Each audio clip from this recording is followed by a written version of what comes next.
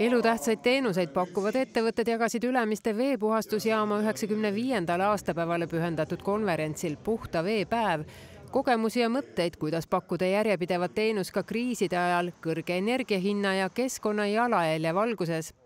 Aktsiaseltsil Tallinna Vesi on kokku 3 miljonit tarbijat ja konkreetsed kriisiplaanid probleemide lahendamiseks on olemas. Küll on aga suurim eesmärk Tallinna Veel toota tulevikus endale ise energiat. Ühel hetkel me soovime olla kindlasti sõltumatud, aga see protsess võtab aega.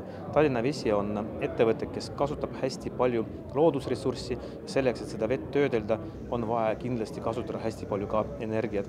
Meie selline esimene samm on selline, et umbes 30% sellest energiast, mida me kasutame kõige mahukamas reovee puhastusprotsessis, meie saame ise toota reopuhastusjaamas sellest biogaasist, mida me toodame puhastatud reoveest.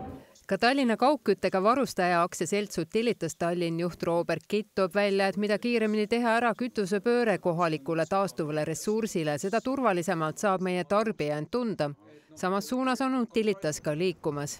Näiteks sellel hooajal me oleme installeerinud Mustamäe koostootmisjaama 2. astme suitsugaaside kondensaatori, mis on tootmisvahend, mis võimaldab võtta välja heitsoojust korstnasse minevalt suitsugaasilt. Tootmisseade, mis võimaldab korstnasse mineva veeauru temperatuuri alandada 50 kraadilt 20 ja kasutada seda soojust küttesüsteemis.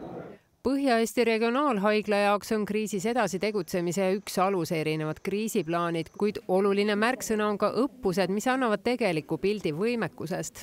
Olgu kas või evakuatsiooniõppused, tulekahjuõppused, olgu kas või meditsiinilised õppused, sealhulgas mürgistusõppused, nii et neid õppuseid on tõesti siit-sinna. Viimane õppus oli meil küberturbeõppus, nii et me jätkame nendega.